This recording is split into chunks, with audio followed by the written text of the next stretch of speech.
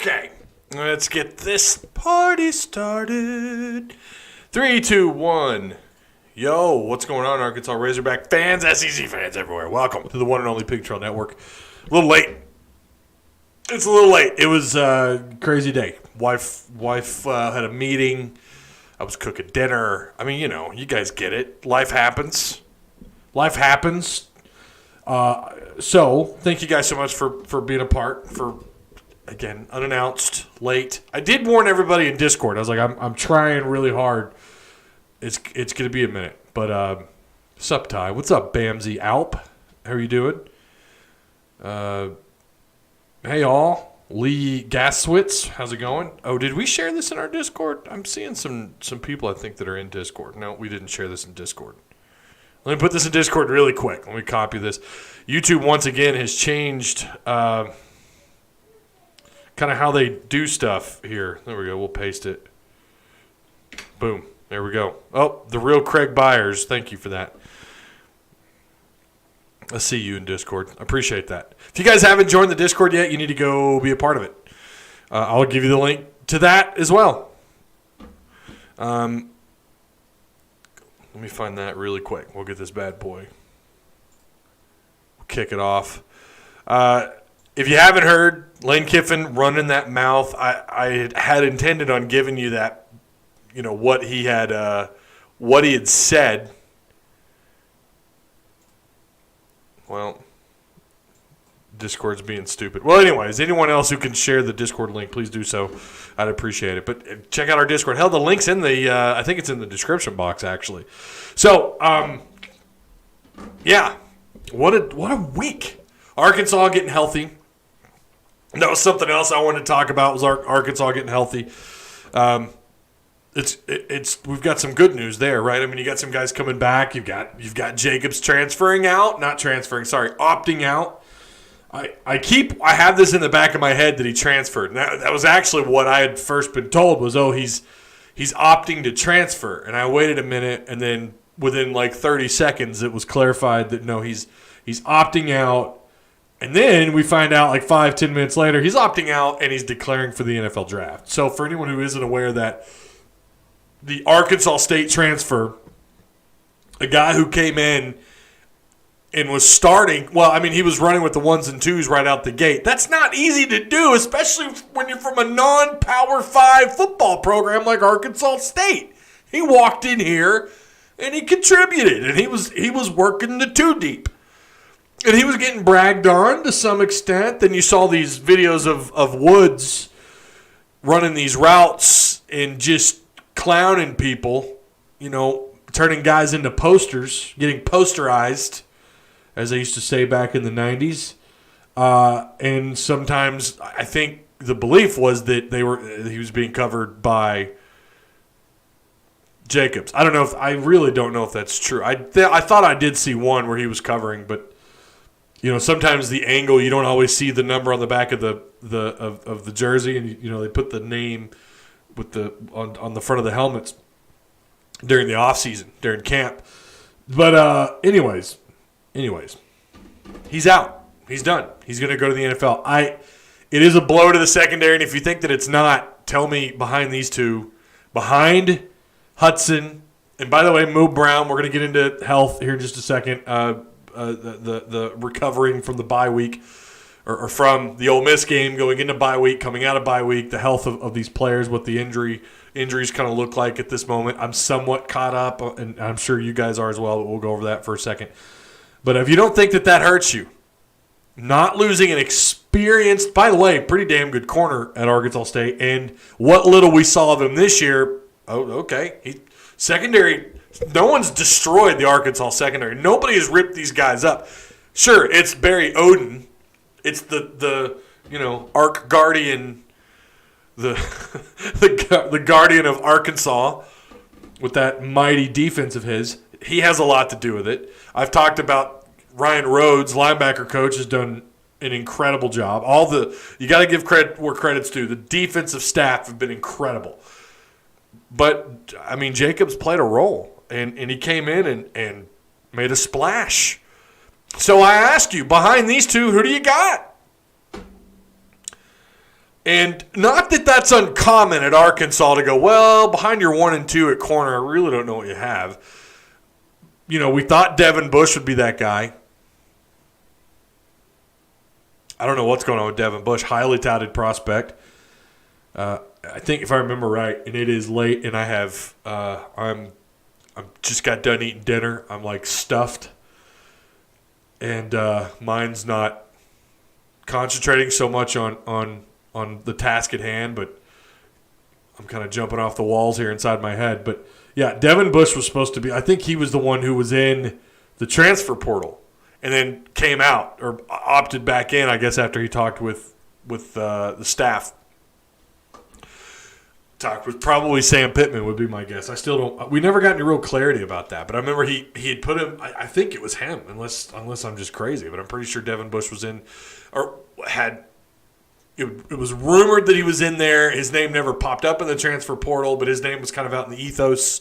It was floating around in the cloud that he might leave, and then we find out later that he was indeed going to be a Razorback. He's not. Where's he been? Has he been on the field?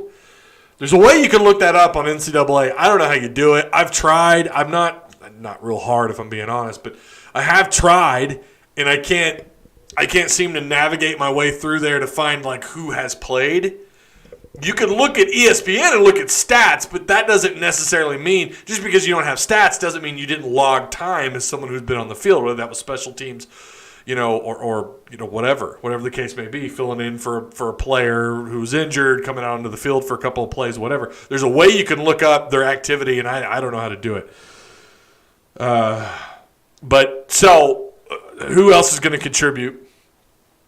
There's a couple of guys that might, but if Mo Brown, who is injury prone, this guy has had multiple injuries at Arkansas. We don't know much about Hudson Clark's durability. We don't know much about his durability. We know he's played through, 3 games? 2-3 games? There's a lot of questions with your secondary right now. And sadly, what's crazy about this is that you're on the surface, you're outplaying everybody. Your starters, the guys that are contributing on the field, are outplaying everybody. Has there been a receiver yet just dunk on the Razorback secondary? I don't think so. Maybe I'm crazy. Also, we're going to talk about Lane Kiffin for a second. I know I put his name in the title, and for whatever reason, the thumbnail from last week's video, I don't know what that's about. I changed the thumbnail. Maybe it didn't save. I went and double-checked, and it was there the second time I looked. I don't know what was going on with that. You got a different thumbnail. It should be updated now, but we're going to talk a little bit about Lane Kiffin. I don't have the video. I wish that I had time to record it, but he, basically expressed his he had some things to say about the officiating, but he didn't. I don't think he crossed any lines. He wanted to say it. It was on the tip of his tongue. I watched the video once earlier today, and I didn't actually. I was in the middle of dealing with the kids, homeschool, and I'm sitting here, trying to help my kid understand. The whole thing about homeschooling. It's not so much parents not knowing not understanding the questions. It's finding the damn questions for any of my fellow parents that are homeschooled. They're spread out across the, talking about the cloud. They're everywhere. You got to go find them. But I was sitting there helping my oldest daughter, and I'm watching this clip while helping her at the same time, and I'm just chuckling to myself, and I'm like, yeah, he's going to get in trouble for that. He did. Lane Kiffin got fined. And, a point to be made is that transparency is just not a thing with the SEC. And this is this isn't NCAA. This is the SEC. That's from CBS.com with this article. CBS Sports. Sorry, CBSSports.com. I mean, this is straight from them. That this is from the SEC, which is typically what happens. The SEC hands out the fines. Kiffin's frustration wasn't limited to his comments on Monday, as over the weekend, the coach utilized his Twitter account to air his grievances with the call. In response to Kiffin voicing his frustration over social media, the SEC announced that it was fining Kiffin $25,000. Yes, I know, we're all going to say it. That's pocket money. I mean, is it though? $25,000 is a lot of money. And I think actually the money Is it not supposed to go towards charity? Isn't that what the SEC used to tell us? Was that money went to charity? Maybe it does. I don't know.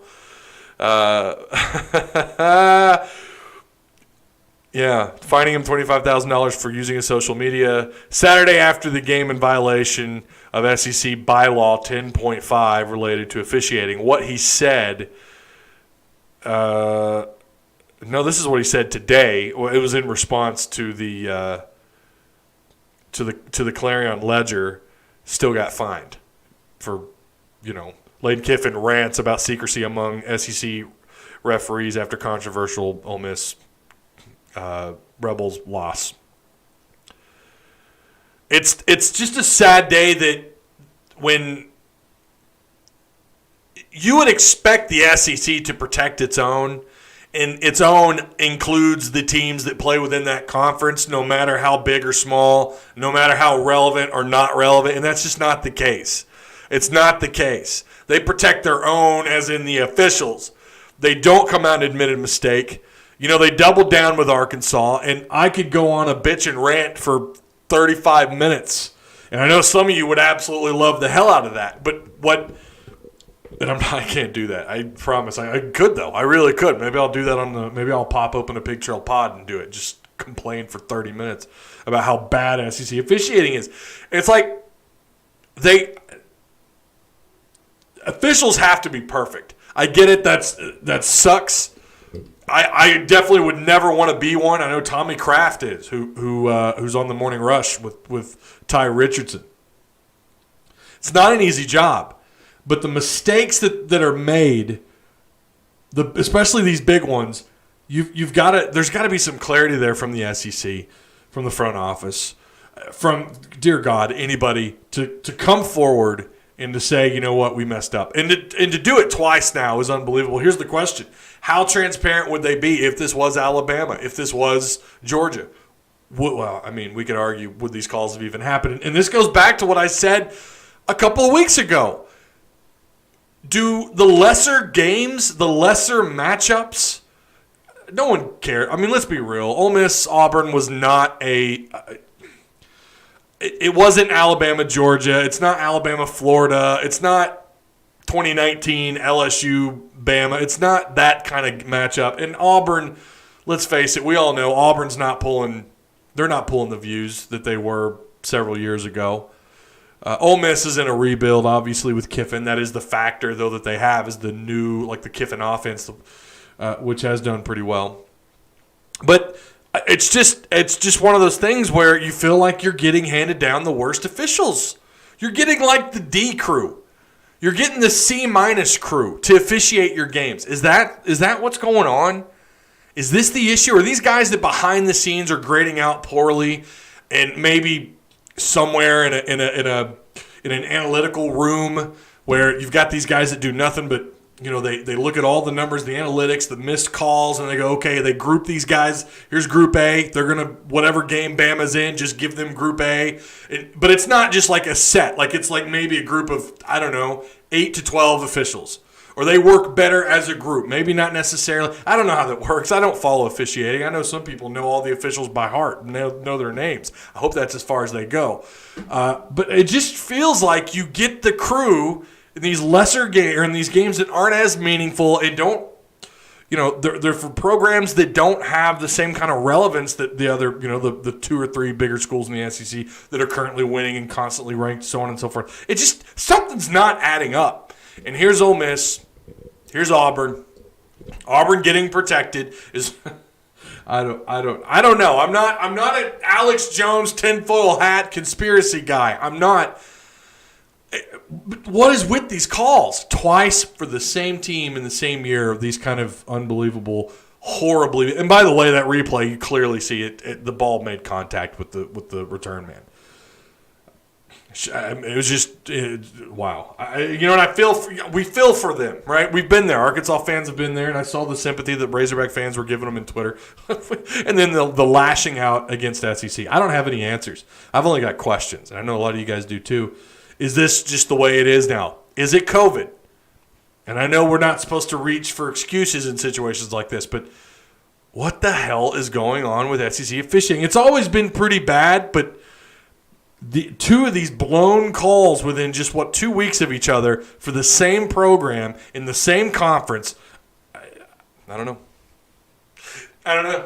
It's just it sucks for Ole Miss, and I hate it for them. Matt Stacy says SEC officiating. Just let you know that as an unranked team, please don't let a game come down to a call. When something like that has that big of an effect, it's all about timing, obviously, right? When it actually happens. And unfortunately, they've missed the ball, and there were two huge misses by SEC officiating. If you can't get the right calls, then why can't you allow transparency? And why do we? I don't understand. They don't really give warnings to coaches. Like, if you come out and say something about SEC officiating, as far as I know, you get fined. If I remember right, Petrino got fined. Maybe I'm wrong. It's like Valentine. But for college football instead of basketball. Justin Kipper says, I really don't think that these are officiating mistakes. I think it's an SEC agenda to bump up certain teams into high payout bowls.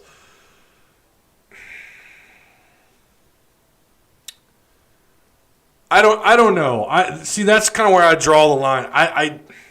That would be something really difficult to cover up. You have to think about the amount of people involved in something like that. I'm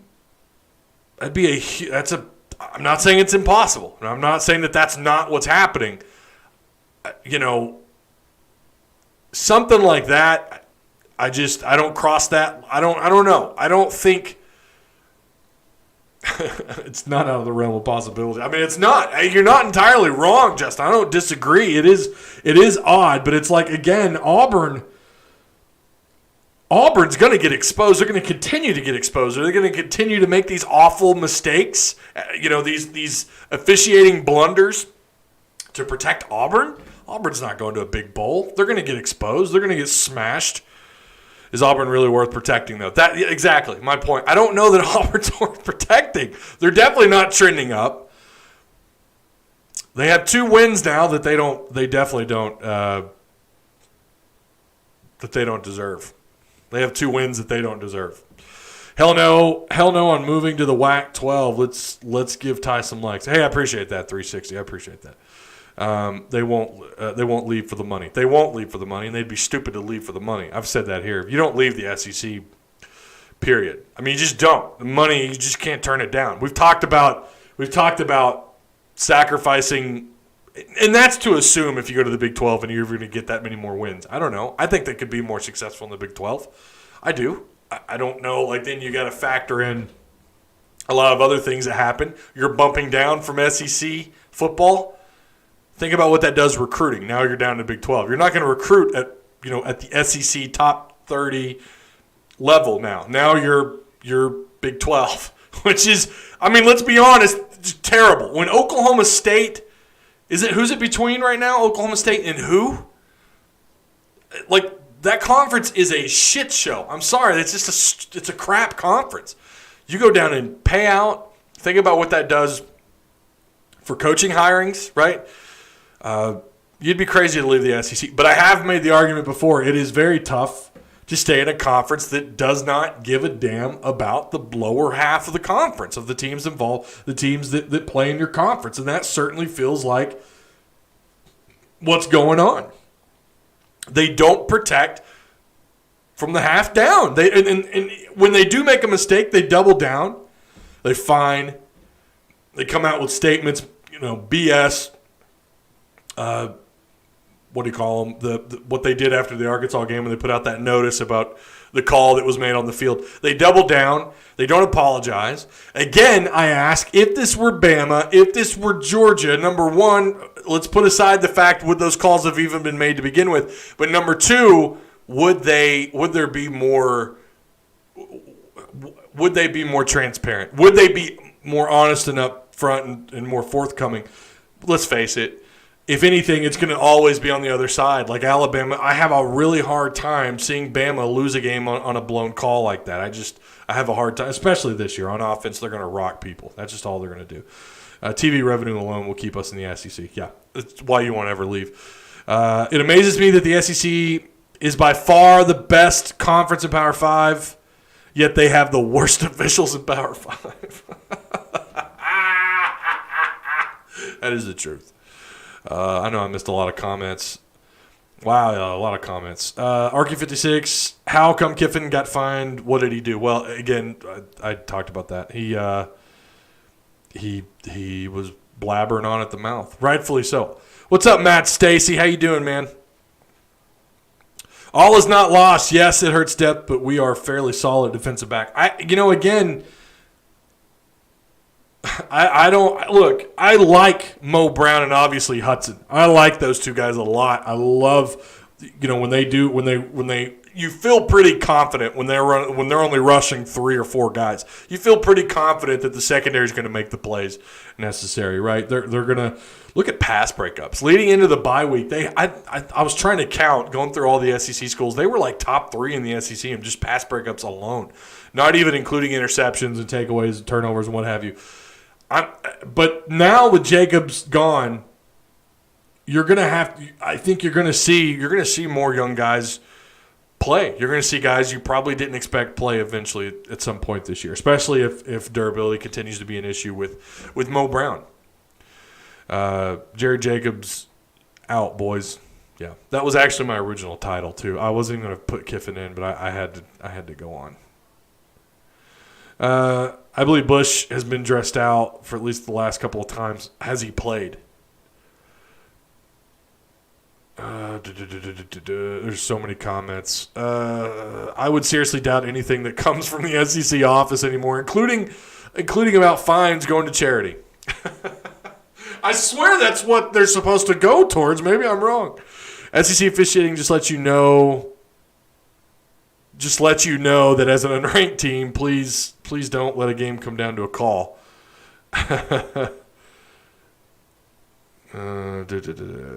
Auburn fans are mad. They want Malzahn gone, but the refs gifting Auburn wins they didn't deserve is making firing him impossible.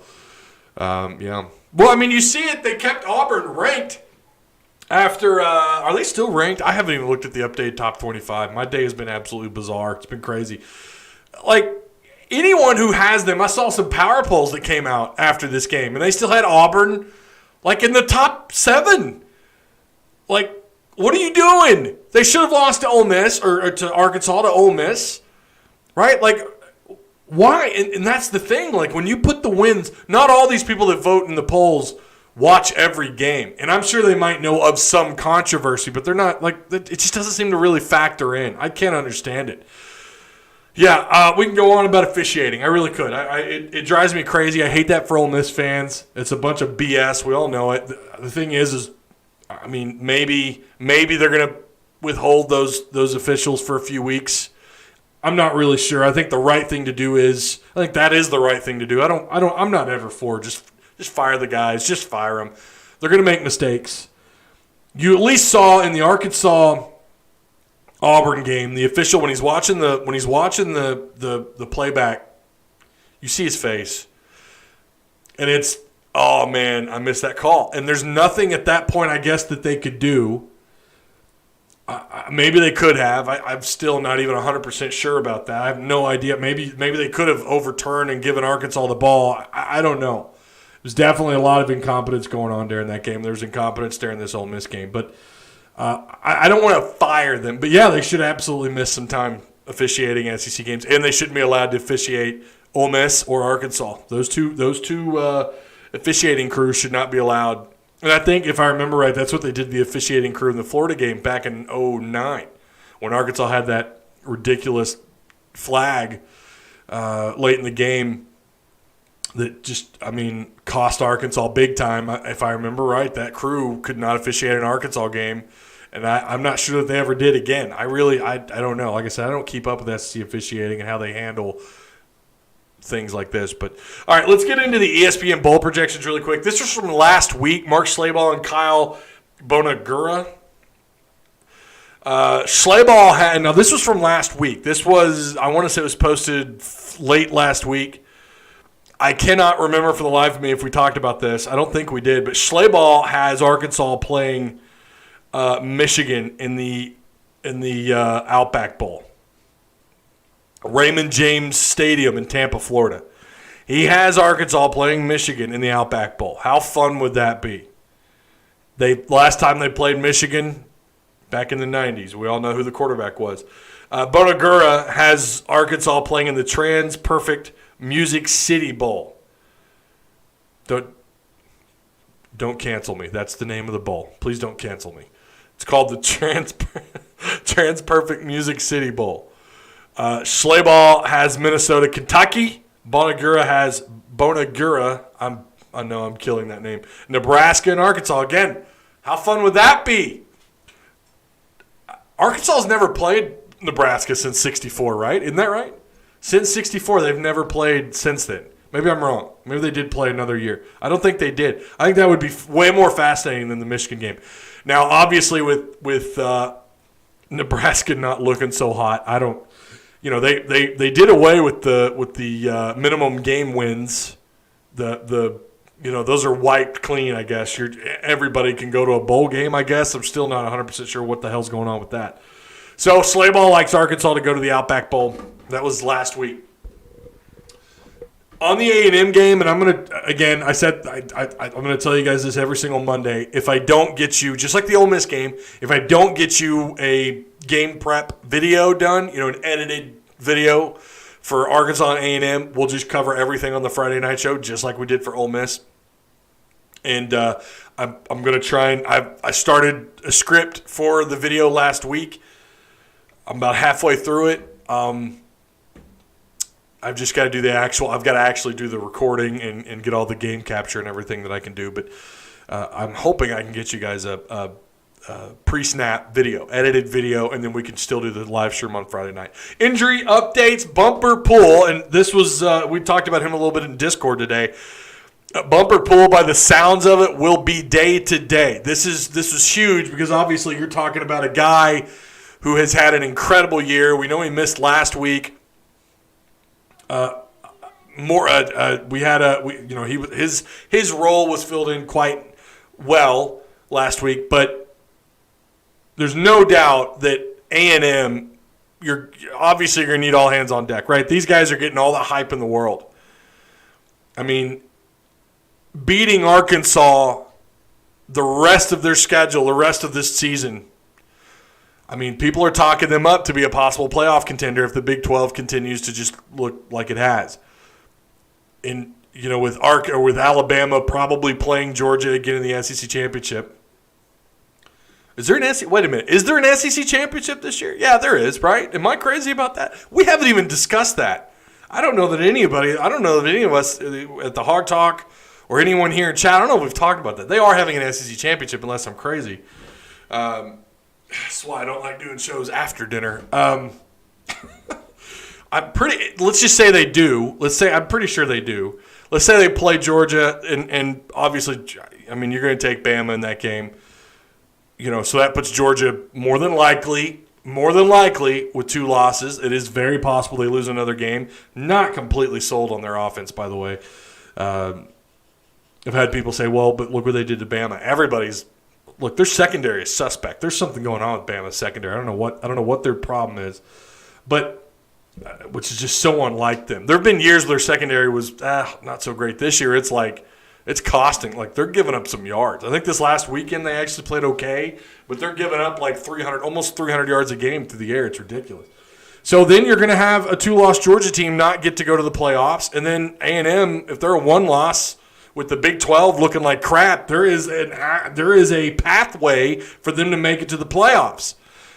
And I'm always because I think they're gonna make the year. I don't think COVID.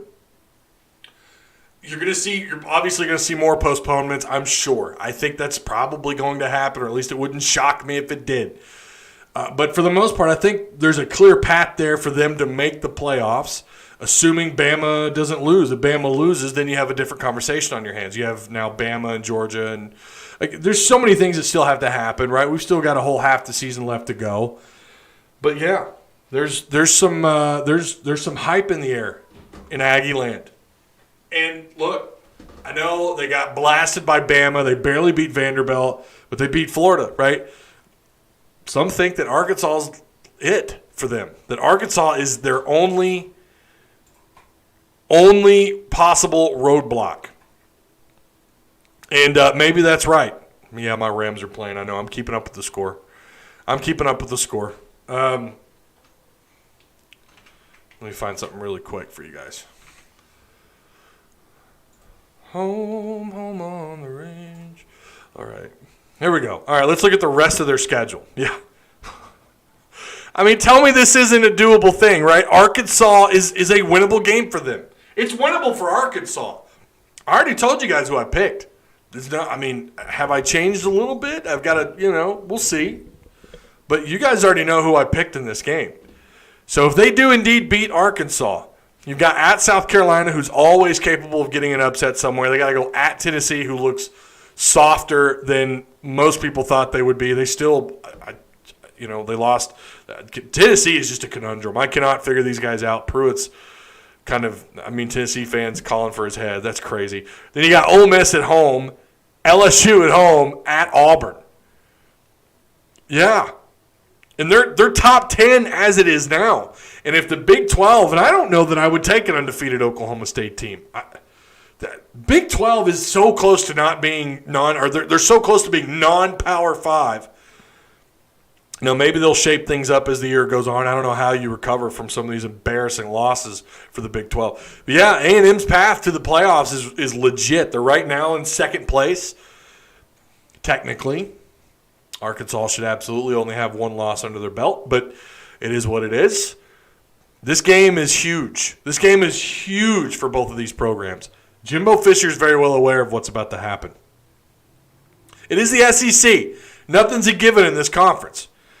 South Carolina is capable of playing some good football and beating you. Tennessee is capable of playing some really good football and possibly making it a football game and then maybe even beating you. They're better than South Carolina. Ole Miss with Kiffin, LSU, I don't know, Ed Orgeron, is he just kind of like, is Ed Orgeron's mode the rest of the year? Let's just get through the year, get to the offseason, and get ready for 2021. That's kind of how it feels. Although LSU have the talent, they can surprise you this year. And then you got Auburn. And it's at Auburn. They've got a clear path, a pretty legitimate path to doing something special this year. Finally, maybe Jimbo living up to that ridiculous contract. So this game is big for a lot of different reasons. For Arkansas, it's, a couple of things. You've got this losing streak to A&M that should not exist. I'm sorry. This streak should not exist. Arkansas should not be looking at this win streak. Or this shouldn't be what it is. It's ridiculous. But it is what it is.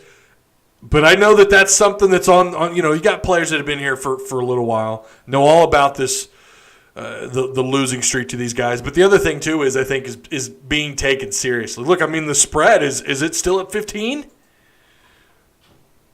Oh, it's gone down. Okay, it's down to 12.5. Okay, it has gone down. I thought it wouldn't go down until about Wednesday or Thursday. And it's going to go down more. I'm going to be surprised if this thing isn't at least 10. And I think that might be about right. Maybe somewhere between 10 and 13, 14 might be maybe, but I'm still taking that. I'm still taking that spread. Over under at 55.5. And A&M, and again, I'm going to do the complete breakdown on Friday, but they're very similar to Arkansas on offense in terms of points. Even on defense, points allowed. Arkansas's at 25.5. A&M's at 29. They do average more yards. They're just having a hard time finishing drives. But they have beaten Mississippi State 28-14, Florida 41-38. They lost to Bama pretty badly, 52-24. And they barely got by Vanderbilt, 17-12. And I got a chance to catch some of that game, and I was just so not impressed with A&M, obviously. It was a close game. Had no business being that close. I would have taken A&M plus – I would have taken A&M beating Vanderbilt by 3 scores. And they beat them by 5 points. And then they get clobbered the next week against Bama. Everybody was writing these guys off, and now they're riding a win streak, couple wins in a row here. One of them on the road at Mississippi State, although held them to 14 points. Who provided them with those blueprints on how to slow Mississippi State's offense down? I wonder. Let's hope we can hear him out. That must be another conversation. I have to go. Oh, see you, Bamsy. Thanks for stopping by, man. A win this weekend would get us so much respect that we haven't had in a long time. Well, you're talking about a top 10 victory. In this game, there's so much meaning behind this game. A&M is favored, according to the ESPN Football Power Index, 77%. Now, that just says they're going to win. That doesn't mean that it's going to be a blowout. It just says according to the algorithm, that's how favored A&M, or how likely they are to win this football game. I think that's, I don't know. I don't know how. I guess when you look at the 2-2 record, I don't know how they work these numbers. I'm not sure, but Kellen Mond has been pretty average, 80 of 130 on the year, 984 yards, 9 touchdowns, 2 picks. Frank's not far behind that as far as he's got more completions on fewer throws, 82 of 128, 974 yards. So he's exactly 10 yards behind Kellen Mond with 1 less touchdown and 1 more interception. So 8 touchdowns, 3 picks. We can go on and on about this game as well. This is something else we can go on because I'm really excited to either do the breakdown video, getting that completed, the pre-snap, or doing Friday's show because this is such an interesting matchup for a number of different reasons. Not only talking about the win streak, talking about how important this game is for both. Obviously, it's more important for A&M. I mean, it just is. They know what's on the line, or at least in their heads. If you're Jimbo and you're talking to your guys in the locker room, you're talking to them throughout practice and putting your install in for Arkansas, the conversation probably goes a little something like, guys, if we win out, we could be in the playoffs. You don't think that pumps these guys up? The other thing, no one's overlooking Arkansas anymore. Nobody is overlooking them or underlooking them. They're not looking past Arkansas. They're not going to, they're not going to give Arkansas the treatment that they've been getting for the last several years. Arkansas, you're going to take serious, right? I mean, everyone knows these guys are 3-1. They may even be ranked. If you're 3-1 right now, you're probably ranked. You get the Big Ten coming in and playing football now, but you're not going to get overlooked, and that's something Arkansas better be prepared for. And you better force – well, I won't get into it. We'll wait. I'm excited about this game. This is a huge game. For both teams, definitely more so for A&M just because of what's on the line. If I know I'm going to get someone, but Arkansas could win out. Let's hold on. Pump the brakes. I've literally already had people in my DMs asking me about that, the odds of winning out. And I'm like, are you kidding? Come on. Let's just take it a win at a time, please. Assuming you get more. I think they will. All right. The other thing, too, we want to talk about Trey Knox. Oh, well, hang on. Let's finish up on injury report really quick. Monteric Brown is expected to play. I guess he's been participating. I guess he was active last week, just kind of doing what they do before their bye week. And he's been active. I guess he was active today. So Mo Brown, it sounds like you're going to have Mo Brown. Dorian Gerald is also day-to-day. From what I gather, I'd probably lean towards him playing to some degree. I'm not sure if that means he's going to start or not. They have an or next to his name on the depth chart. And I'll be honest with you guys, that depth chart, I've been overlooking that thing all year because it's been wrong. They've had Dorian Gerald listed as a starter on weeks when he didn't even – I think was it Mississippi State? They listed him as a starter and he didn't even travel? So there's been some weird things going on. So I kind of stopped really paying attention to that, and I jumped the gun this morning. I thought I for some reason in my head I thought that Devion Warren had been the starter already over Woods, and then Knox being that next guy. It was actually the other way around. So Woods, kind of complicated. Woods is starting as per usual apparently according to these depth charts. But it's actually it's Mike Woods that's taking Knox's place. It's Devion Warren who's beating Knox out. So Knox isn't starting this week. Anyways, hang on. Dorian Gerald, day-to-day, we don't know. Bumper Pool, day-to-day. Right now, probably questionable. There's somebody else. Rakeem Boyd, obviously, is going to be good to go. He played last week. Burks is fine. Someone asked me that earlier today. I had a text message. I didn't respond. So I think it sounds like everything's coming together. You're getting the right pieces. I really hope Dorian's good to go. Obviously, Bumper Pool is so important to what you're doing with your front seven and what you're about to be dealing with A&M. Obviously, you need all hands on deck anyways, week in and week out in this league, but especially in a game this big, playing an old Southwest Conference rival in Texas A&M. You want to end this stupid losing streak that you had that you have no business. A&M has no business with this win streak over Arkansas. I'm sorry. Okay. To the next thing, talking about the depth chart. Trey Knox, not listed. We already talked about that. Mike Woods, Devion Warren are going to be your starters, your 3 starting receivers. We know they have different packages, different amount of receivers on the field, but apparently Knox has been knocked down on the depth chart. I'm going to say this. Really, nobody should be surprised. I wasn't, when I got the text and someone sent me a snapshot of the depth chart, it just showed Knox on the 2D, but I didn't see anything else, like who was starting in front of him. I thought that was, it was a part of me was like, it's about time. Knox has been either not relevant. He's definitely not been relevant. But when he is targeted, he's dropping the ball. I'm not seeing the guy get separation. I'm not seeing him get open. It doesn't look like the Knox from a year ago. And I truly cannot figure this out. It kind of goes back to, we know what's going on with Rakeem. Rakeem hasn't been 100%. He definitely needed this bye week. We're not talking enough about that. Media's not talking enough about that. He was not 100% against Ole Miss. You needed the bye week. But that's what's slowing him down. That and an atrocious run blocking. Awful. No push up front. There is no running offense with this football team. There's no push up front. We get why Rakeem Boyd is struggling. And when you combine injury, not being 100%, and awful offensive line play for run block, pass block, it's been really damn good. Been surprised at how much better they are at pass blocking this year. It's the best pass blocking we've seen in a while. Eventually, you're going to play someone who gets it figured out, and they're going to get some pressure on Felipe Franks. But what needs to happen is you've either got to find the right personnel, the right group that mesh together and can get push, open up gaps and holes for Boyd to run through, and it's not happening. With Knox, it's dropped balls. It's missed opportunities. Yeah, Burks has dropped, I think, at least 1 or 2 throws this year. He's targeted. He's getting open. They've got plays designed specifically for him because he's a gazelle. Anyone who's 6'3", 235 pounds, I would only be guessing at his 40 time. He looks damn fast. You're going to design a lot of your the opportunities around him. There's no doubt. And Rakeem Boyd.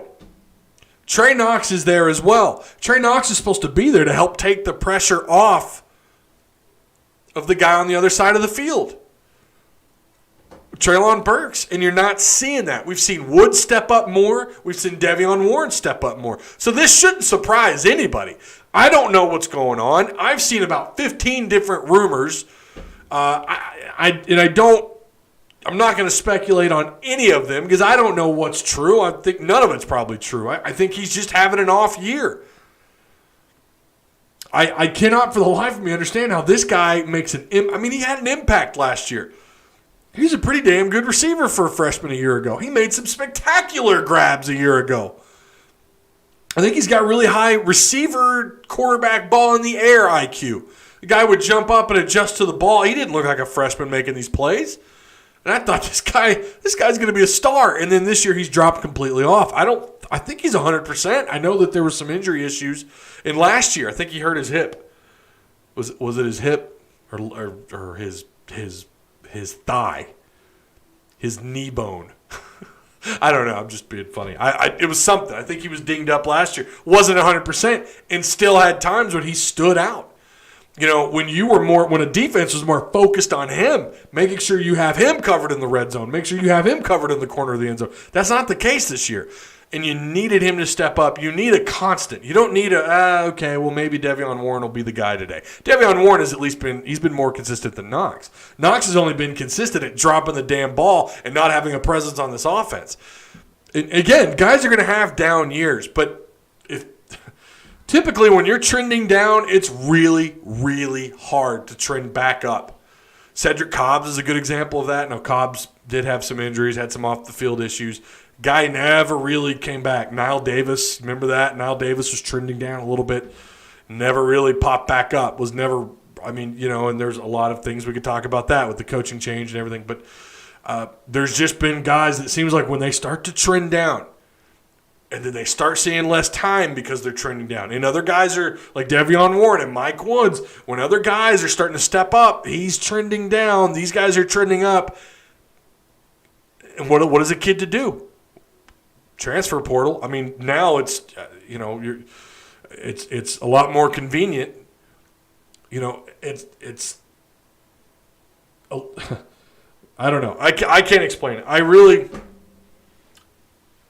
for the life of me, it's probably one of the biggest things I did not anticipate this year was for him to be at this point in the year to have zero effect on offense. Rakeem Boyd's the other one. I really thought Rakeem Boyd. I thought he'd be one of the top 4 running backs in the SEC in terms of yards, just numbers, the analytics, the stats. But we know what's going on with him. We get that. Knox, it's just he's dropping balls. He's not getting separation. He's not finding ways to get open. It's just not happening. It could be that he's completely out of sync with Felipe Franks, and they've just struggled to be on the same page. That's a big deal. The quarterback-receiver relationship, being in sync with the rest of the offense, that matters. I've seen some people fling mud at Step over this. Kendall Briles. The coaches are letting him down. Is that the case? Because why is De'Vion Warren? Why was De'Vion Warren able to step up, but Trey Knox wasn't? Why is it that now all of a sudden Burks is getting healthy and he's being he's more potent in this offense? The offense does well when Burks is doing well. But here's Knox off in outer space, floating around, I don't know, orbiting another planet. I don't know. It's something that needs to get fixed moving forward. I say fixed. Keep doing what you're doing. De'Vion Warren continue to be that guy. Now he's getting the opportunity. Good for him. The guy's been a kick returner. He was someone that of all people, I counted him out. Like, he's a special teams guy. I'm not so sure he could ever contribute to a higher degree, to a higher level. He is. He's proven me wrong. Get after it, dude. Get after it. Continue to do what you're doing. I think he's done pretty well.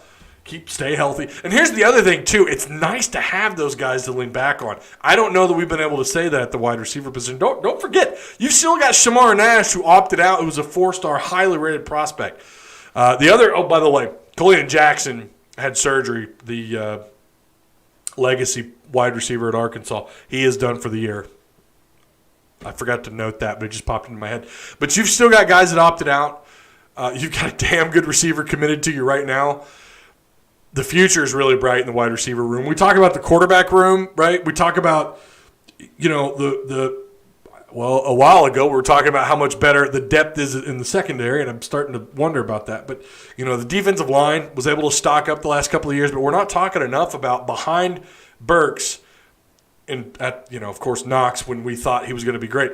You've got other guys that are stepping up, and by the way, they can all return next year. I don't know that any of these guys are going to be looking to the pros, but they are good enough that they've been able to operate within this offense. They've been able to turn some heads. And, again, good for them. Good for De'Vion Warren.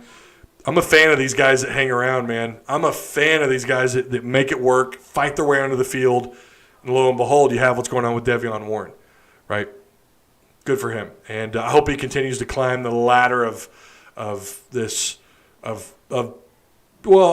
don't want to say Arkansas's offensive success because that really hasn't been the story, but he continues to at least be someone that contributes to a higher degree at the wide receiver position. So, so I guess that's really about it. Trey Knox not listed. We talked about the injuries. We went over the early bowl projections. I thought I had something else, but I do not. It's like when I'm on the phone with somebody and I've got something really important to say and I forget. Let me get to chat really quick. So Trey is hurt. No. Not to my understanding, not to my knowledge. Rakeem may be injured, but that is not the whole story. He has missed wide open holes and sometimes just looks lost on the field. It's both a physical and mental struggle for him. Well, I don't know what holes you're seeing. Look, there's going to be times when a running back picks a wrong lane. That's going to happen. They do that in the NFL. There's only one back that I've ever seen at Arkansas. His vision, I still think, as far as vision goes, he's the greatest running back to ever play here, and that's Alex Collins. That guy picked the right lane 99% of the time. But you're going to miss gaps. But when you have fewer and fewer opportunities, when the offensive line is not they're not getting any push up front, they're not opening up more lanes. It's a consistency thing too. Yeah, you might open up a hole once every 10th rushing play. You need more of those gaps to open up more often, more frequently, and that's not the case. Yes, he is hurt, and yes, he's not 100%. That is a huge factor. I don't know what lanes you're seeing. There's been times when, there's a gap, but he missed it. Sometimes they go too wide. Sometimes the gap closes. The linebacker closes in at the last second. We overanalyze things that happen within, half a second. You've got to pick the right lane. It's real easy to watch replay and go, he missed the lane there. What's he doing? I do it all the time. Especially when I'm with my neighbor Alex and we're watching the game. I'm like, what's he doing? The lane is right there. Why did he bust outside? But, sure, he's going to miss some gaps. He's going to miss a lane every now and then, but they need to open up more frequently. They need to help him out. And it would also help if you had another wide out making plays, taking the pressure off of Burks. Either way, Treylon Smith has been legit. Yeah, I don't disagree there. Treylon has been great. Treylon should be the starter. Change my mind. Yeah, again, no, nope. He is shifty. He's quicker, I think. But when you talk about power, I think he works well as a change of pace back. Again, Rakeem Boyd. There just needs to be I think really it comes down to he's not been 100%, and the gaps just aren't there. Treylon is good at kind of doing his own thing. He's shifty. You don't have to have a huge gap for him to run through. He'll find a way. He's smaller. He's more agile, probably a little bit more athletic. He's got a little bit more of a just a little bit better burst, but he doesn't have the build that Rakeem Boyd does. Boyd is, look, guys, what he did last year cannot be overlooked. What he did a year ago with a makeshift offensive line, with zero passing threat at all in a broken offense, that guy managed over 5.5 yards per carry in SEC play. Think about that. He was the only actual success story that came out of the Chad Morris era. That was it. We don't talk about that enough. It's easy to look at one guy like Treylon who's had one decent game and go, he's the guy, and then completely whiff and forget about what Burks or what Rakeem Boyd did a year ago. I cannot disagree more. If Boyd's 100% and Treylon's 100%, give me Boyd. It would help that, is the offense maybe designed a little bit more for someone like Treylon to have a little bit more success? That might be the case to some degree, but there's no doubt Rakeem Boyd is a very, very capable back. They both are good. It's a good problem to have. Having Treylon back there and knowing that he's also capable, it's nice to have that. We haven't had that in a couple of years. I'm curious, though, if Boyd can't remain durable, if he continues to have injury issues, who's going to be behind Treylon? Spivey, I think, was hurt, but we haven't seen a whole lot of him. What do they do with this TJ Hammonds? Does he get another opportunity at running back? I don't know. We shouldn't sleep on Woods. He is talented. They better not be sleeping on Woods. I think Woods is a really good player. RJ Young came out with a Razorback versus A&M video. Cool. I love RJ videos right now. RJ's is really good at his craft. Ty, would we look better with a downhill runner, someone capable of breaking tackles, even on busted plays? Well, who is that? Because that's not Treylon. And that's not, Rakeem Boyd is a more powerful back than Treylon. Boyd will get back, give it time. I agree. You've got to give it time. It's just so easy right now to judge a guy who's not been healthy. The offense, let's face it, there's not a lot going on up front. I think Treylon, did great in the opportunities that were given to him. He took full advantage, and good for him. But stacked side by side, what Boyd did last year, and don't forget, even his first year, the guy averaged, 5.5 yards a carry. He is a capable SEC back. No doubt about that. More than capable. Possible draft pick, but he decided to come back anyways. There is that possibility that Treylon passes him. Of course that's a possibility, especially if he can't stay healthy. If he can't stay healthy, Kendall may say, you know what, and Pittman as well, we're just going to go with Treylon because you are not 100%. And we're no longer going to pussyfoot around. We're going to utilize Treylon, and Treylon may be successful. I see no reason for him to not be successful. He's shiftier. He might even be geared more for this offense. I don't know, but unfortunately at running back, you've got a lot of questions behind these two, and one of them, Boyd, is just really injury prone. We have never had a balanced attack on offense. I don't know. Hey, Ty, Lebby, Ole Miss is running nearly the exact same offense as Briles. Let's see. I'd have to kill another running back duo. I'd kill to have another running back duo that rushed for 1,000 yards like we did with Collins and Williams. Wasn't that great? Collins, in my opinion, this is just my opinion. I think he's the best back since Darren McFadden to come through Arkansas. And I've actually made that comment and triggered people. J-Dub was better. No, he wasn't. He was a good back. Alex Collins, that dude's vision was incredible. That dude's vision was absolutely incredible. It's like he could see the play break down in front of him as if it were going in slow motion. And he's shifty. His hip movement, incredible. His footwork. I knew when we watched him as a freshman, remember, he was a 5-star coming out of Florida. Still, that's one of the greatest out-of-state grabs Arkansas has ever had. Some even have argued that it is the best out-of-state grab. Had he not gotten in trouble with what happened, with the gun and the drugs, he'd probably still be in the NFL. He was having a fair amount of success at Baltimore. But, when you go back and watch Alex Collins' videos, man, just watch. Again, it's like the guy sees the play break down in front of him in slow motion. He's shifty. Yeah, I think in all honesty had better vision than Darren McFadden. The difference being Darren McFadden is unlike anything you've ever had on planet Earth at Arkansas. The burst, the power, the speed. He wasn't super shifty. We know that. He had pretty good vision. Good enough that got him to the NFL, but it was his raw talent that got him to the NFL. I don't know that we'll ever see another Darren McFadden at running back in Arkansas in my lifetime. Darren McFadden is the greatest running back of all time at Arkansas. There's no ifs, ands, or buts from me. But as far as vision and Alex Collins' tool set, that dude was like a Swiss Army knife. He could catch the ball pretty well out of the backfield. He did everything right. He could probably work. I shouldn't say everything right, but he probably could work in just about any system in the NFL. Would be a pretty good change of pace back, but now he's been out of it so long. I don't know that he'll ever get. I don't know that he'll ever get picked up.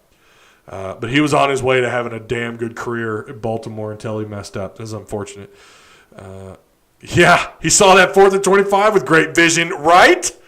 I wasn't even thinking of that play. I'm telling you, the guy, his ability to dance. Of course, he credits a lot of that to what was it, Irish dancing or whatever that he was doing in the NFL. He wasn't doing that until he got into the NFL, as far as I know.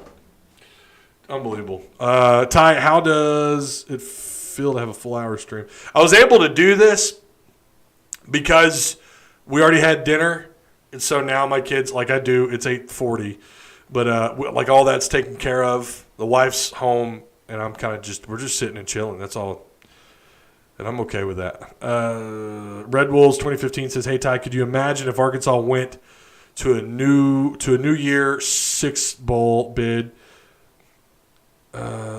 This year, that would be awesome. Wait till we get Terry Wells from – yeah, Terry Wells is very good. Terry Wells is one of those players. I was having a discussion today, actually, with a friend of mine over Marco Polo, and I was talking about some kids in this class that very well could get bumped up. Terry Wells is one of them. Terry, well, like I'm surprised, honestly, he hasn't been bumped up yet. That's a very underrated player. I'm really excited about him.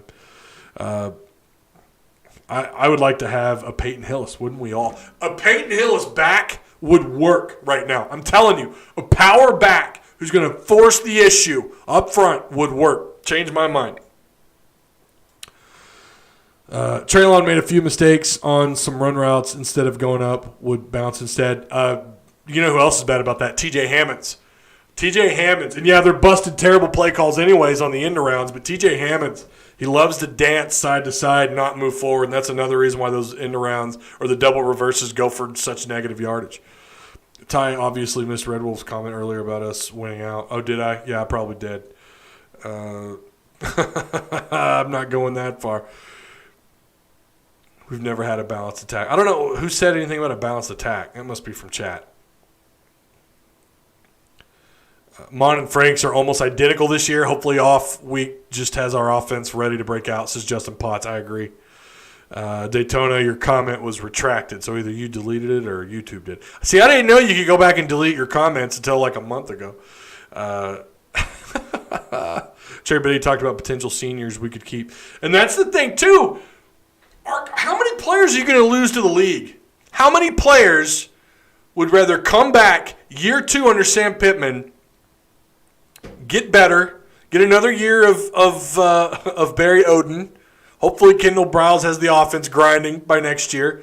How many players on Arkansas's roster do you look at and go, well, he's not coming back. He's definitely an NFL pro prospect, right? Like, who are eligible, right? You got to be, year 3.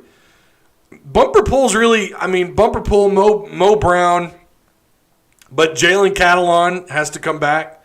Slusher, who early on before he got banged up, obviously he was a freshman. Brooks, who's a sophomore. Like, they're returning a lot of players next year. Running back, you're going to have Treylon back next year, who's obviously had some really good moments. We talked about that. Rakeem Boyd probably going to go pro. Felipe Franks, I guess, is going pro. I never was able to verify that, but I guess someone on the radio somewhere across the state had said that the odds of Felipe Franks coming back are pretty slim. So if that is the case, you're going to have some questions at quarterback. Jonathan Marshall is your only real loss. That is a good point. He's not stacking up sacks, but he's pushing the pile, man. He's pushing the interior offensive line backwards. He's making plays. He's hurrying the quarterback. I think he, according to Pro Football Focus, was like leading the SEC in quarterback hurries in under 2 seconds or less. That will be a loss. That's a good point. What Ty just said about seniors makes me scratch my head about Jacob's decision to leave. Like, why? He's going pro. He's going to give it a shot. If Franks goes pro, then Malik will start. I'm willing to die on that hill. We're not there yet to that debate. We're not there yet. There's a lot of football left. We could see either one of them play more. Lee, any senior can come back. Yeah, any senior can come back. You are eligible. Malik is better. Change my mind. I'm not going to hate on KJ yet. I'm not willing to give up on KJ just yet. I want to see these guys be developed under Kendall Briles before I write them off. I want to see Kendall here for a couple of years at least, and preferably, it obviously depends if the offense can't get its act together. I know this weekend we're all going to be calling for his head, I feel like. Never mind the fact they're playing a really good defense at Texas A&M. But we're going to all be swearing his name probably more this year because the offense is just having such an issue of gaining any kind of consistency. But I think he is a pretty good developer of quarterbacks. I think. You look at his resume, where he's been, what he's done. I would like for someone to get some time, either, obviously KJ and Malik, under a proven guy like Kendall Briles. I would like to see them get developed. I don't know who turns out to be the better quarterback. At this point, I'm not going to have that debate because I don't know. I haven't seen enough of Malik. We saw some of KJ a year ago. Of course, he had that fumble this year, but we saw KJ last year. He's a true freshman. What quarterback had success with Chad Morris? Who had success last year at quarterback? Who had success? How many of the 14 quarterbacks that played the last 2 years had any success under Chad Morris? So I'm not going to fault him for what happened a year ago. I want to see him take strides in the right direction this year if he's called upon again. For the love of God, it better not be under the same circumstances to which we've seen him come in under the last couple of times. And then they bring in Malik, a freshman. All he can do is run at that point because I guess, he's a freshman. Do you want to risk him throwing the ball inside the 5? No, we're going to do the most obvious thing in the world. We're going to run the football with our speedy quarterback. So we got to put these guys in positions in a position where they can succeed, and we've not had that happen yet. That's not been the case. It's been, let's put them in at the goal line in a tight game. Like, who is going to succeed, especially when Felipe Franks has been the guy. He's deserved the spot. And you're going to pull him just for some, rinky-dink trick play? I mean, they know what's going to happen. They're going to run the ball. Maybe they do something different when they do that again. Maybe we'll actually see them throw the ball when they're inside the 5 or 10-yard line when they decide to do that quarterback substitution. I don't know. Holy crap, KJ tight end would be insane. Remember Brandon Mitchell? I do remember Brandon Mitchell. You talk about a diehard hog, by the way. Old B. Mitch. He was a hog through and through. I'm not just going to give up on KJ, but Malik just has too much talent to waste. Maybe they can try a KJ tight end package. I mean, the guy is built. I'm not going to say he's Cam Newton, but he is a big dude, and he is pretty quick for someone that size. I want to see any of the talent we have at quarterback succeed. I don't care who it is, and I haven't seen anyone have a gun like Mallet since Mallet. I'm going to tell you something.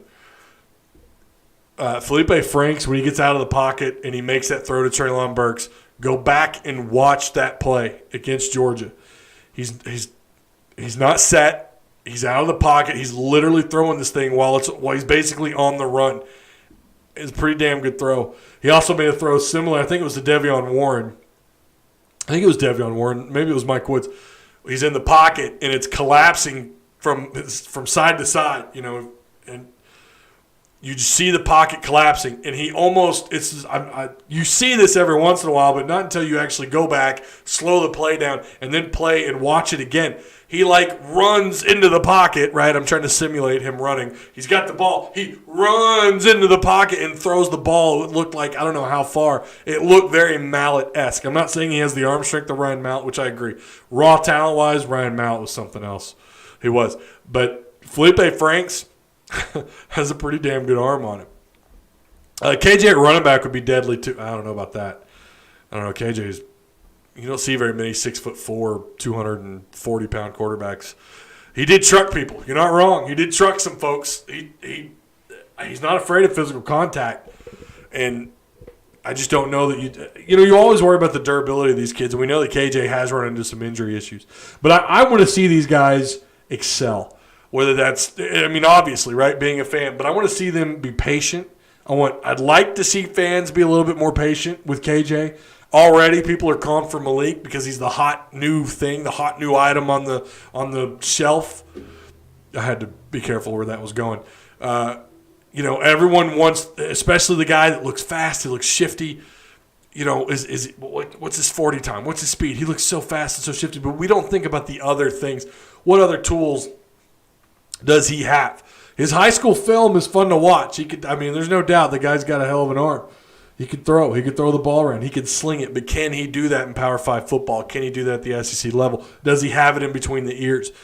Does he fit in this offense? I think he does. I think KJ could too. I really do. I want to see them put in a position where they can be successful. Let's stop calling them out on the 5-yard line after Felipe Franks leads you down the damn field and then only to sub these guys in. You're not putting them in a position to succeed. And I realize at that moment in time, it's not so much about them succeeding for themselves, just for in the middle of their development process. It's also about scoring and winning games. I understand that, but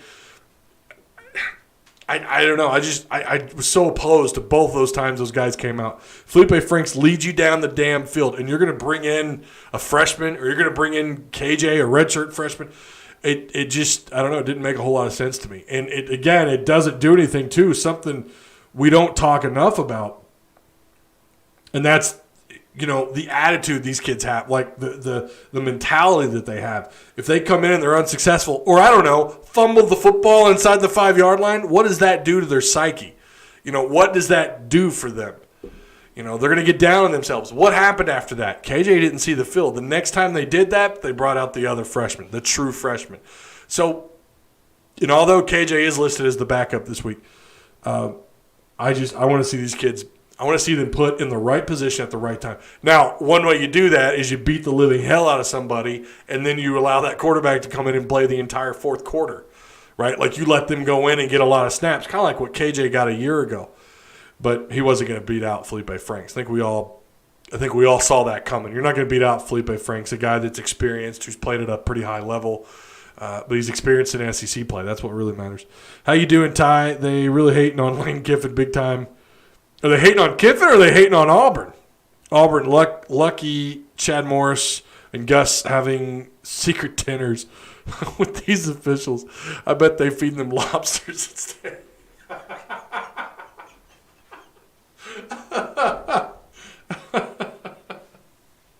Oh, man.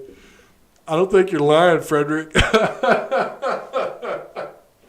You see him right now with the bib. I got the bib, right? It says SEC on it. Oh, that's pretty good. I think we focus on Franks until he decides to leave. Never underestimate the pit boss. Well, no, right, yeah. I mean, of course. I'm talking about putting the younger guy. When you're going to play them, you want to concentrate on them as well. You cannot overlook playing time. You can't. That is such a big deal. In fact, Pete Carroll, when he was at USC, never redshirted players, or he was against it. It was always like a last resort option. He wanted the guys out there on the field, including his younger quarterbacks, his younger players. And that adds a lot of value. And KJ has at least that under his belt. He has played quite a bit. Justin Potts says, sorry, I'm not high on KJ. I think he is another Cole Kelly. Big guy, big arm, but not a whole bunch else. I don't think that's a fair comparison at all. I don't completely disagree that he could be overhyped. He got his 4-star kind of late during his recruiting process. Again, I think it was pretty late when he got his 4th star, but you gotta remember, man, everyone's high on a kid until you don't see enough of them, and then the little tidbits you do see you don't like, and then all of a sudden it just drops. I don't understand giving up on kids when he's not even been a starter, like a legit starter in a legit offense. I'm not talking about last year. I could give a damn about what he did as a true freshman under Chad Morris, and then even after Chad was gone. Broken system. Again, it's amazing Rakeem Boyd had any success at all a year ago. It's amazing Knox was able to do anything. I don't think that's fair to compare. I don't think it's fair to compare anyone to Cole Kelly. And I don't even fault Cole Kelly or Ty Story or Hicks, Nick Starkel. It was the ringleader of the circus that was at fault. Cole Kelly, I forgot about that kid for a minute. I think Chad's paying the officials. He can't afford to fail twice. Well, he's certainly been paid, hadn't he? Hasn't Chad been paid pretty well? I hope KJ is good, but to me, compared to Malik, he is just too raw. Here's the question: what have you guys seen from Malik that has you so believing that he's the guy over KJ Jefferson? We haven't seen anything from him. We've seen him run for his life. And I'm not doubting you. I'm not saying you're wrong. I don't know what you guys have seen that I haven't. I have not seen him have even a decent, he's not been given the opportunity yet. What have you guys seen? Because if you're going based off high school film, guys, you're doing it wrong. You're doing it wrong. It changes everything when you see them in Power 5 SEC football. Don't forget, KJ made a couple decent plays a year ago. All I'm saying is I'm not ready to pass the baton on just yet. When again, KJ has been named more times. I think every game except one this year as the backup behind Felipe Franks. So obviously Kendall Briles and Sam Pittman do not agree. Now, is that going to be the case? I don't know. Again, I'm not saying you're wrong. I just don't know what you guys are seeing that I haven't seen. I don't know what you've seen. Maybe you're at practice. I don't know. Maybe you know a guy that knows a guy that knows a guy that got you some film. I haven't seen it. What I have seen is I have seen KJ have moments where he flashed. I do think he's coachable. I do think he's a manageable player, and I do think that he could be developed. Fans are probably going to have to be patient. If you think Malik is going to come in and turn the world upside down, I'm not saying you're wrong, but odds are against you, especially at Arkansas. Maybe KJ isn't the guy we all think that he is, that I think that he could be. That's entirely possible. Again, I just don't know what you guys have seen that I haven't. KJ marched down the field last season like a stud, then not much after that. But it was a glimpse of what could possibly be. Chad is playing with the refs, Arkansas. What have you seen that makes you think the opposite? What was just pointed out just a minute ago by Mr. Bloodline. The fact that he's had another year here on campus, the fact that he's older, he's not a true freshman. He's been around these guys a little bit longer, and he's been trusted by this staff to be the backup now, I think, 4 out of 5 games. That's what I've seen. Malik is a true freshman. Again, it's obvious that you and the staff are at a disagreement. I mean, I'm just saying, I don't know. And again, I'm not saying that you're wrong. I'm not saying that Malik can't be the guy. I think that he can be. I think you guys put a lot of stock. Fans do this all the time. They put a lot of stock on the newest thing that we haven't even seen yet. I remember that with Mitch Mustaine. I remember that really well. I was at the USC game when they pulled starting quarterback Casey Dick that game to bring in Mitch Mustaine, and I was in the crowd. Everyone was cheering Mitch, get Mitch in the game. What does he do? He comes in there, he throws a bomb to Damian. We think he's going to be a world beater. After that, the guy was a freshman quarterback. He was exactly what he ended up probably being. He wasn't that great at the Power 5 level. He wasn't that great in the SEC. He won games, but he won games by handing the ball off to the guys in the backfield. So I think sometimes we put in a lot of stock on guys we haven't seen yet. I'm not saying that Malik won't one day be great. I think he will. His ceiling is really high. A lot of potential. No doubt that kid has a lot of potential. I love his athleticism. I'm just saying we need to be patient with, if the staff is saying that KJ's the guy for now, then I guess they know something we don't. Again, I'm not even going to say who I would. I wouldn't say right now if Felipe Franks were to go down tomorrow, would you feel more comfortable with a guy that's had SEC experience in KJ, or would you be more comfortable with Malik? Probably some of you would pick Malik, and I don't have a problem with that. I would probably take KJ because I think KJ has potential. I do love Malik's speed. That kid looks so fast. He looks fast. I thought for a second on that play inside the 5 he might actually score. I wouldn't count the Chad years as experience. It's still experience, no matter who the coach is. I don't have a strong opinion one way or the other. I'm interested to see the quarterback competition when Franks leaves. The way Pittman keeps talking about Malik makes us think he is showing up in practice. That's really about it. Kiffin got fined. Kiffin did get fined. We talked about that earlier. Chad is playing hide the worm in the hole with the refs. Okay. We aren't saying Malik this year. We were talking about after Franks. Okay, but again, based on what? I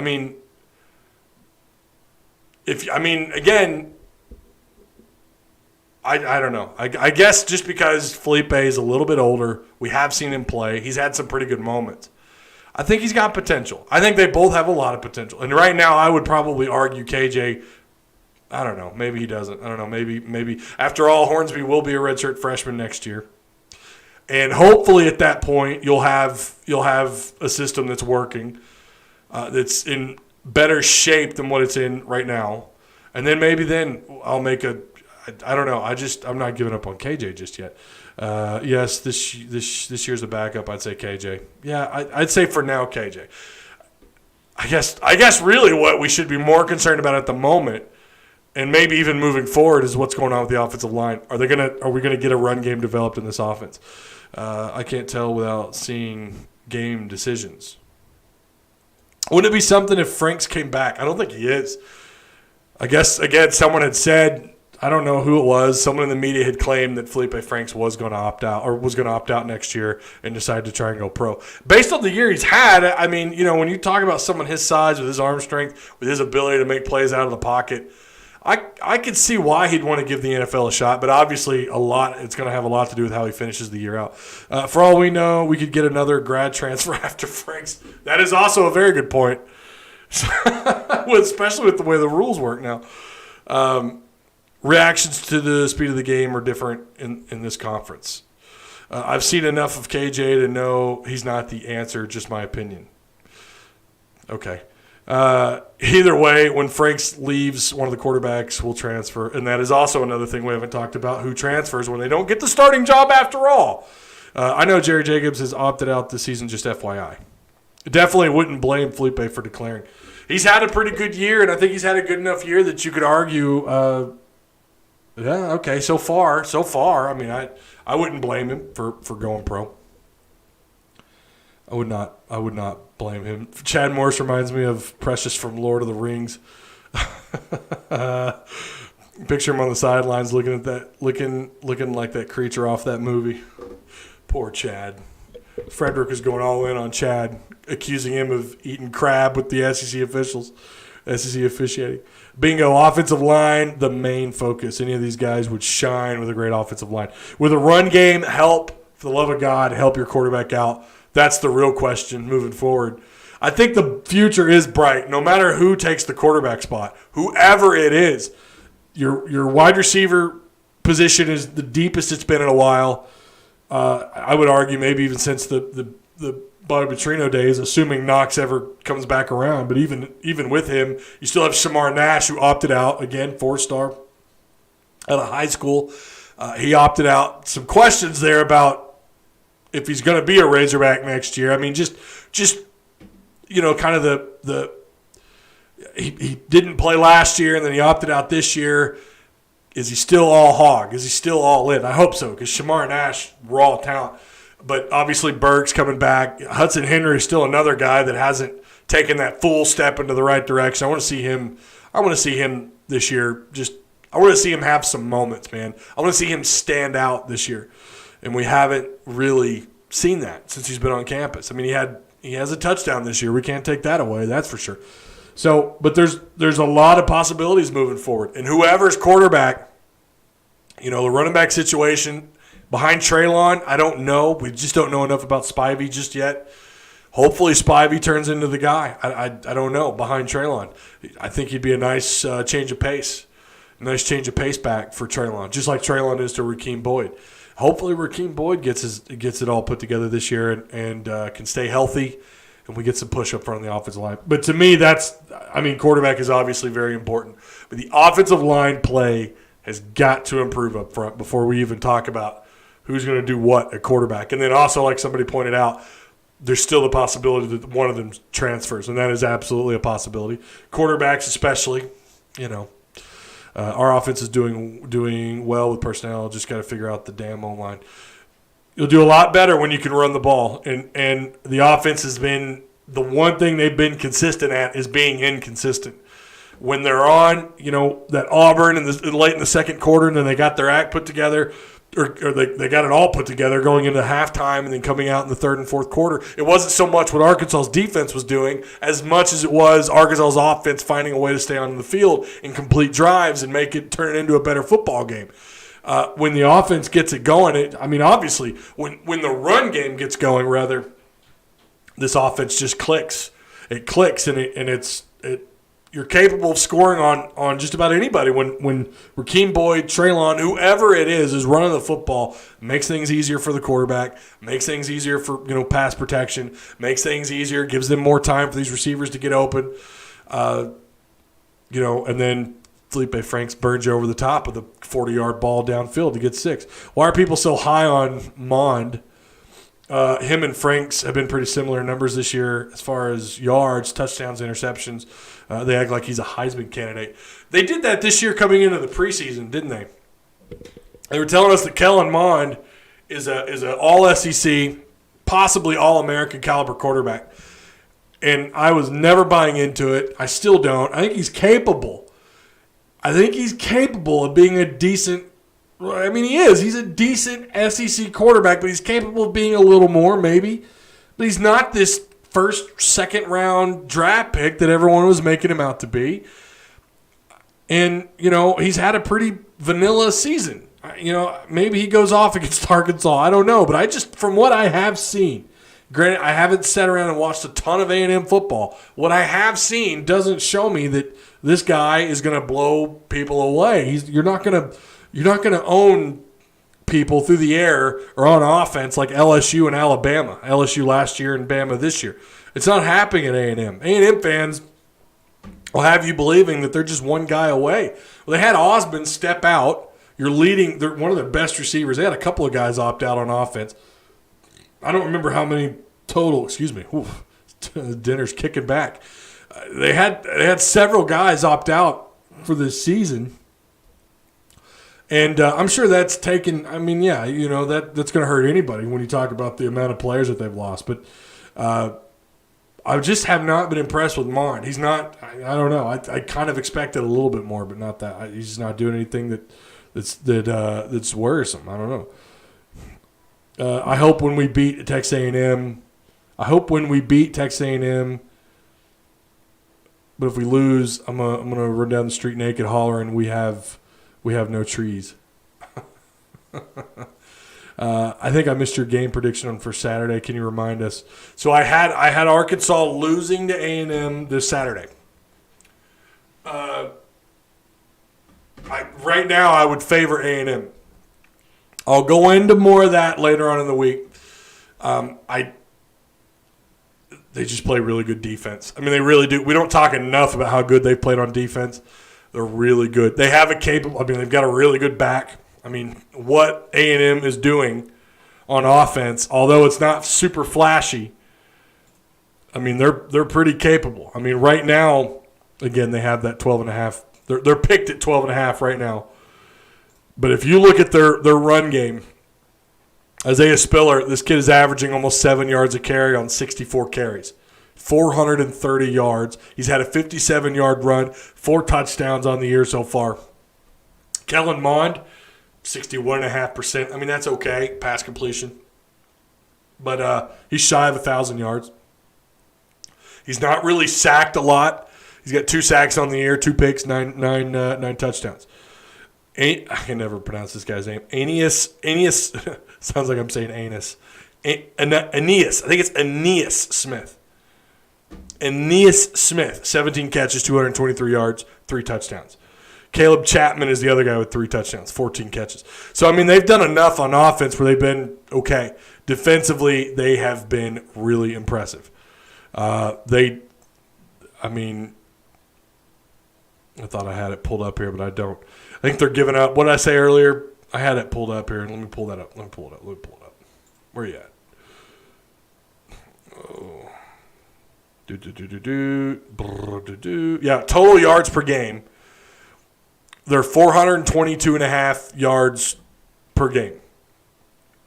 But their defense, and I have not checked to see where Georgia's at. I don't know that Bama on defense has been that great this year, but I don't think they have. But they're at 354 yards per game allowed. In this day and age of college football and the way these offenses operate,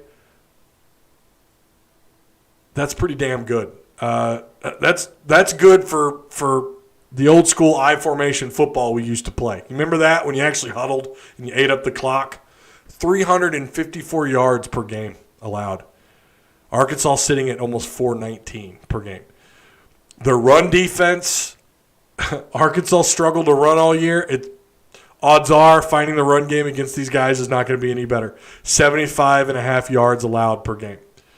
Arkansas's at almost 180, and that was mostly thanks to Auburn. Auburn racked up 200 rushing yards in the first half on Arkansas. They give up a little bit more through the air. Their secondary giving up about 280. That's obviously their bugaboo. So for those of you who are still sticking around this late, this has got to be the longest stream I've ever done. Where are we at? Hour and 35 minutes. Look at that.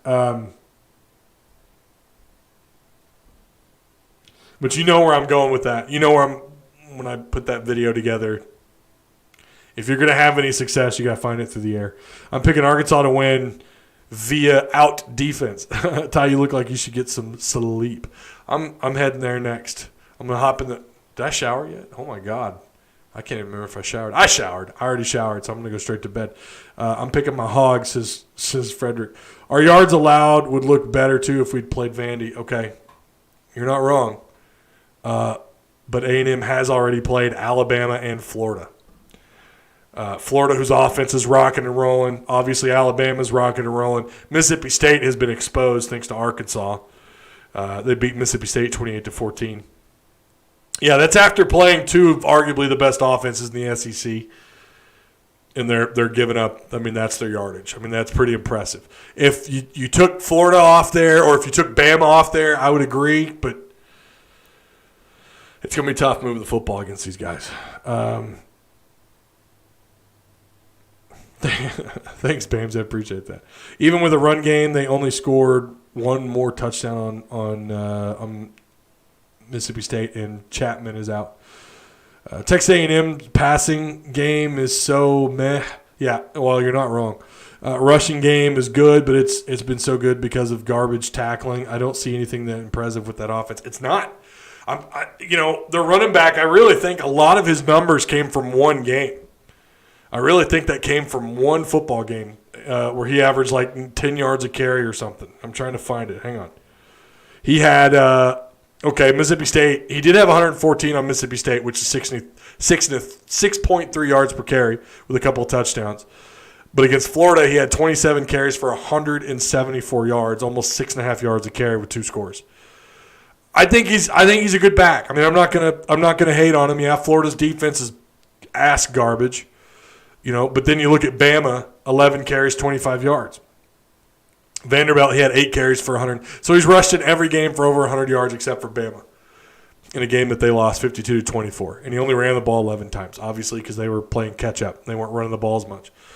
I'm gonna chalk it up and say he's a pretty good back. I don't know what he does against Arkansas, especially if Bumper Pool's healthy.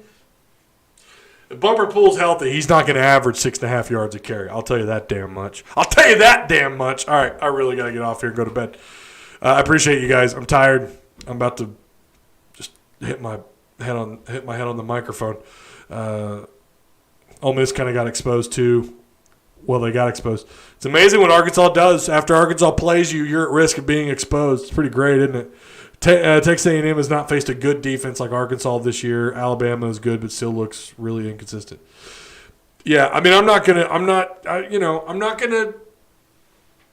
Let's just say I haven't bought into the fact that they're a playoff caliber team. I'm not buying into that. I'm just not. I mean, yeah, okay, you beat Florida. They're good. I'm not saying they're not. Again, I've got them right now. I definitely haven't changed my mind from a week ago on who I think wins this game. But, even if they beat Arkansas by 2 scores, I have not been they are coming off a bye just like Arkansas. There's nothing about A&M that screams playoff caliber football team. I'm sorry. And, I know I've got a few A&M fans that come through and watch my stuff and leave nice comments every once in a while. But do it against Arkansas, I guess. I'll say that. Do it against Arkansas, then maybe you'll have my vote to be a playoff caliber team. Arkansas's defense makes you pay. You're about to play the most physical defense you have seen all year.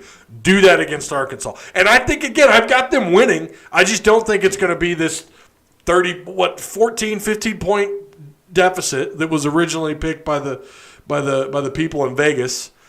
And if you listen to the talking heads around college football, this shouldn't even really be a contest. But how many times have we heard that this year? People just don't put enough value on physical, fight me in the back alley kind of football like Arkansas plays on defense.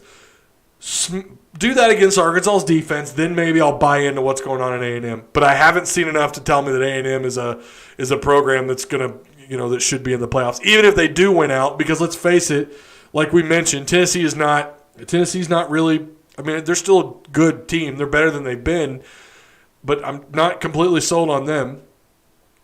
South Carolina, they're capable of getting a win, but it's South Carolina.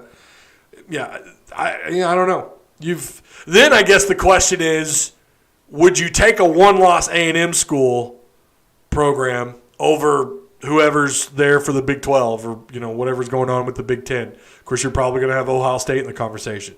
So yeah, but I have not seen enough of A&M that tells me that they're a playoff caliber team. I'm sorry, just haven't seen it. I haven't seen it again.